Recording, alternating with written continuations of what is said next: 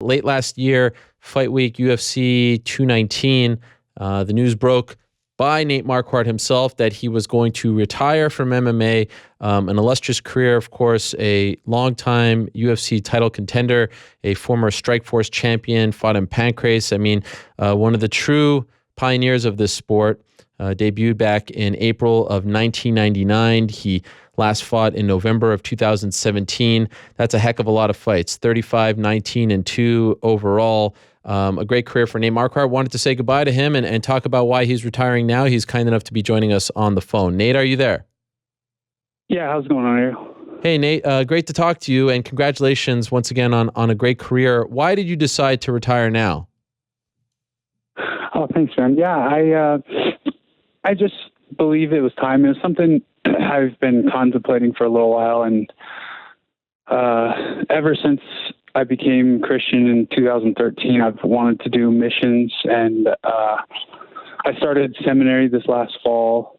So I've completed one semester of seminary, and it's just kind of, the timing of everything, the way my last couple fights went, and also I just had no surgery, so that kind of played into it a little bit. I kind of figured, it's a good time, and I can focus on seminary, and I can focus on my sports ministry that I have here in Arvada. So, yeah.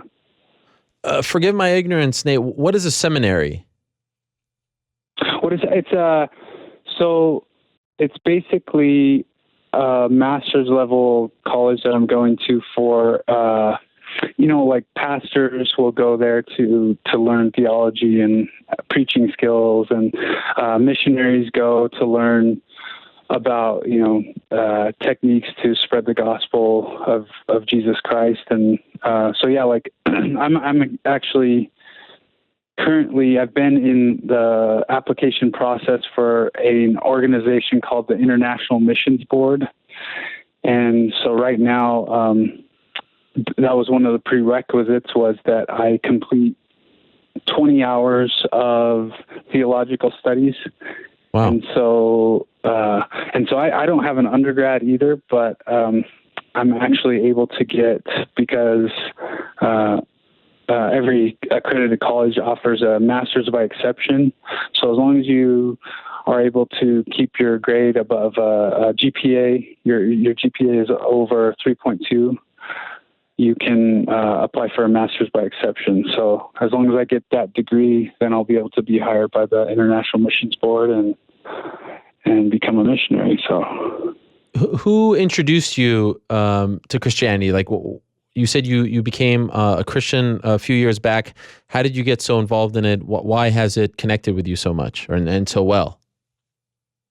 Yeah, so basically, in 2013, I went through a really rough patch with my career, and I also was going through a rough patch at home, with my wife and things like that. And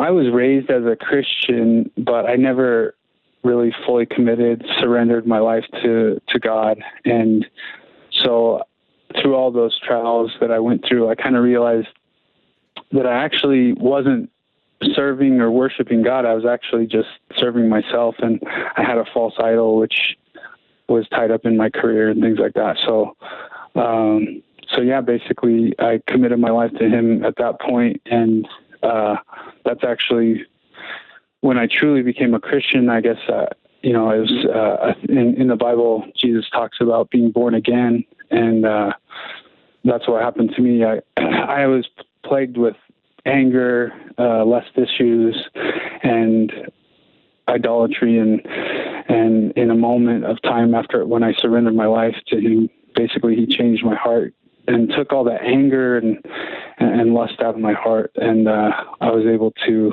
at that point, really pursue Him, and that's, knowing that that's what happened to me, like experiencing that, I guess.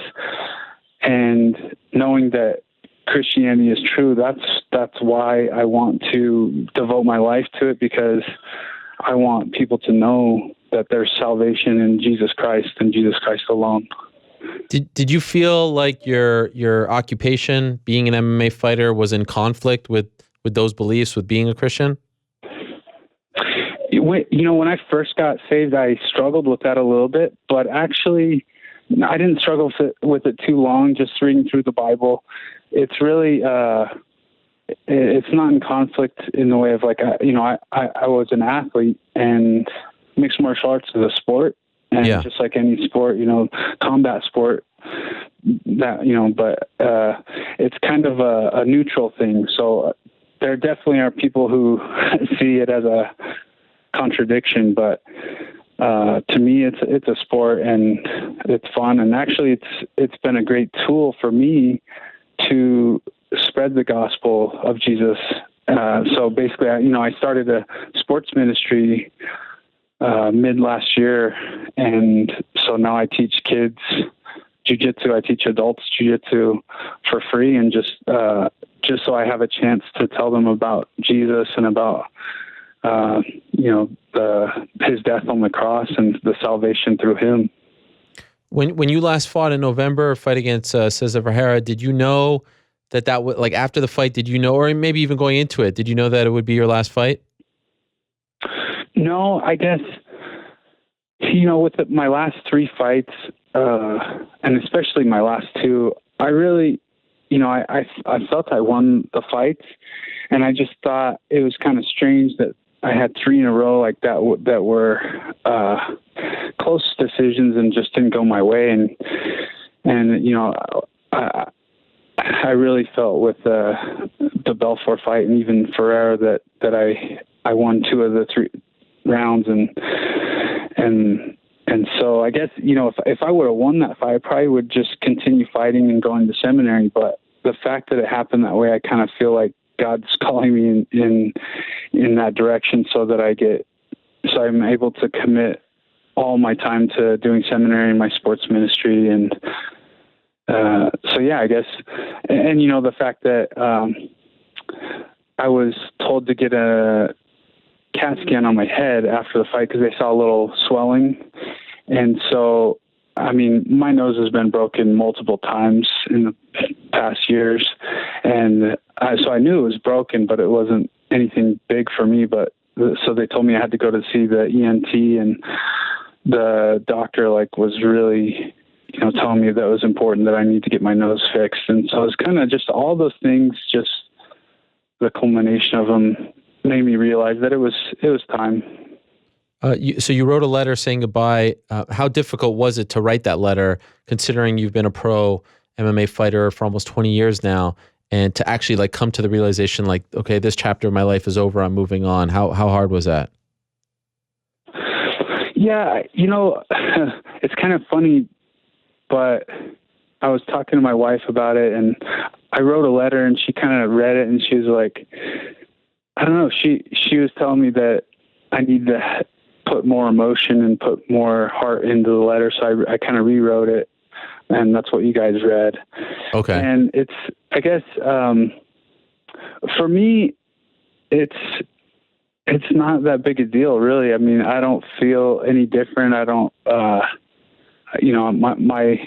my heart, though I love the sport, but my heart is really to serve God and to, like I said, tell people about Jesus, because I know that he's the only way, and I want people to know. I want to go to unreached people groups where they haven't heard about Jesus. And so I guess for me, it's not really that big a deal. I wasn't sad, but my wife was kind of like, oh man, I think I'm more sad than you are. And I was kind of like, yeah,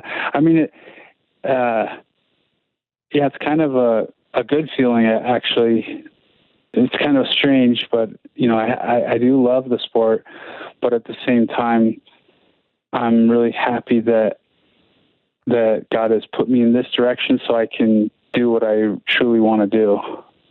So you mentioned the sports ministry. Will you be involved in MMA in any capacity? Oh yeah, for sure. I mean, so I'm doing the jiu-jitsu ministry now, and that's just a little thing really that we do once a week. But I'm really open to whatever God calls me. So, I know there's a lot of places in the world where missionaries aren't even allowed to come on a missionary visa. And so, if it's something where I'm able to go to a certain country and as an MMA coach or open a gym or whatever it is, whatever capacity, even doing seminars, things like that, I'm open to that. And this is the arena of life that God has me, and I believe it's for a purpose. And so, just training at the gym, I'm not going to stop training. I won't be doing it full time, but I'll keep training. And it's something where, the relationships that grow out of mixed martial arts and jiu-jitsu and wrestling and all these sports, you just become very close with people. And to me, it's a great tool to spread the gospel. So what a road it has been for you. I mean, from the Pancrase days, of course, UFC, Strikeforce, all that stuff. Is there a moment that sticks out? Is there a favorite fight, a favorite moment when you look back on your almost 20-year career? Yeah, I mean, it's all been a lot of fun. I can't think of necessarily one fight, but if you look at my highlight reel, I guess that's probably some of my more fond memories. Definitely, Pancrase was a great time, and the Strikeforce, the winning the belt against Tyron Woodley, that was a great fight. I mean, that was probably one of my best fights of my career. And Wilson Govea, that was another good one. So yeah, I mean, I don't know. It's all been great, and just all the memories I have of training too with best guys in the world. All the time I spent training with guys like George St. Pierre and Keith Jardine, Rashad Evans, Stephen Thompson, all these guys. I mean, it's just been a wonderful career and a wonderful experience for me. You came close very often to winning that UFC title. You had opportunities to win the belt. You fought in UFC title fights. Do you think that will bother you in the future? Do you think that will eat at you, or do you think you'll harp on that, the fact that you never won the UFC belt? No, I mean, that's the thing. If it would have in the past, and I think that was the issue, is that's what was the most important thing to me, was winning the title, and that's something that's going to pass away. When I'm older, that something like that's not going to matter. When I die, it's not going to matter how many belts I won or whatever. It's going to be, the only things that are going to matter are what I did for eternity. So definitely, I've always wanted to do my best and perform well and things like that. And I haven't always necessarily performed to my ability, I guess. And I've definitely made a lot of mistakes. But I guess I can't really say I regret not winning the title. I mean, it would have been cool, but at the same time, I could be in a totally different spot if I would have won the title. And like I said, God has me in this spot for a reason. And so that's it. So you mentioned some of the mistakes. I'd be remiss if I don't ask you, because it was related to the show. You came on the show. I'm sure you remember with your manager Lex McMahon after what happened in Pittsburgh, and that that's one of the more memorable. I know it wasn't a positive moment for you, but certainly in the history of this show, one of the more memorable episodes.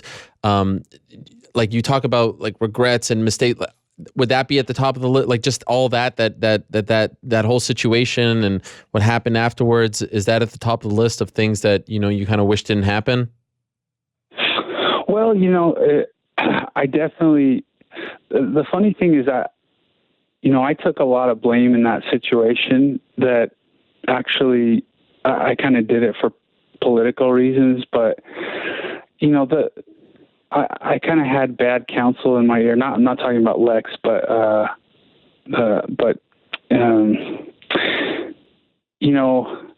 didn't really do anything morally wrong in those issues. So it's kind of, okay. it's kind of one of those things where, I wish I would have just sought help elsewhere. But I would say that's not necessarily one of the regrets or one of the mistakes I made that I shouldn't have, I guess, other than the fact of I should have looked for counsel of a different way to handle the issues that I was having.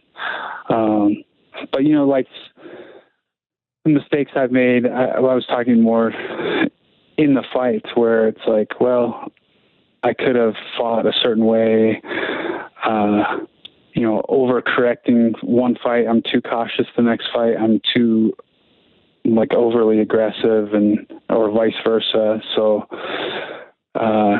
those kind of things, you live and you learn. And, in the end, they're all just temporal things anyway. They like I said, in 100 years, no one's going to remember my name. So I don't really care. Those things don't matter. The only things that are going to matter is, what I do for God's kingdom, who I tell about Jesus Christ. That, if I could tell two people about Jesus and they are able to have their sins forgiven and go to heaven, then that's worth it. But, winning a belt or winning a fight isn't really what matters. I appreciate you doing this, Nate. Again, congratulations on a great career. Doing it for almost 20 years in a brutal sport like MMA is certainly something to be proud of, and you've overcome a lot. You've had highs and lows. There's a lot to be learned from your career, so congrats on it, and certainly good luck in this next chapter. And I appreciate you coming on and talking about this. I know you kind of wanted to go quietly into the night, but it means a lot that you would come on and talk a bit about this new chapter and saying goodbye to MMA. So thank you very much for that as well. Yeah, well, thank you, Ariel, and I do want to give a big thanks to all my fans that have supported me and stood by me through the ups and downs. And I really do.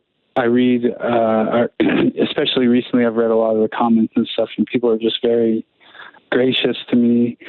And I'm very thankful. And of course, the people who have supported me by my side, guys like my coach, Trevor Whitman, man, that guy is literally the best coach in the world. And, I've always said that and always thought that. And he's just a very caring, loving coach, and definitely one of the best skill wise that there is. And, coaches like Greg Jackson that I've had, I've had the best coaches, Lauren Lando, my strength coach, and, my wife, she's just stood by me, and my guys like Lex, man, he's really stood by me and just done what was right. And I really appreciate all the people who've been in my life and helped me on this journey. So I wanted to say thank you to them as well.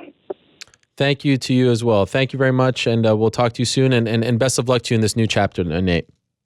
Great. Thanks a lot, Ariel. All right, there he is, Nate Marquardt. Nate the Great Marquardt. What a career. He says goodbye after 18 years in MMA. Like I said, Pancrase, Strikeforce, of course, became the Strikeforce welterweight champion when he defeated Tyron Woodley. That was after leaving the UFC, comes back to the UFC, fought for the UFC title against Anderson Silva. He's had quite the run.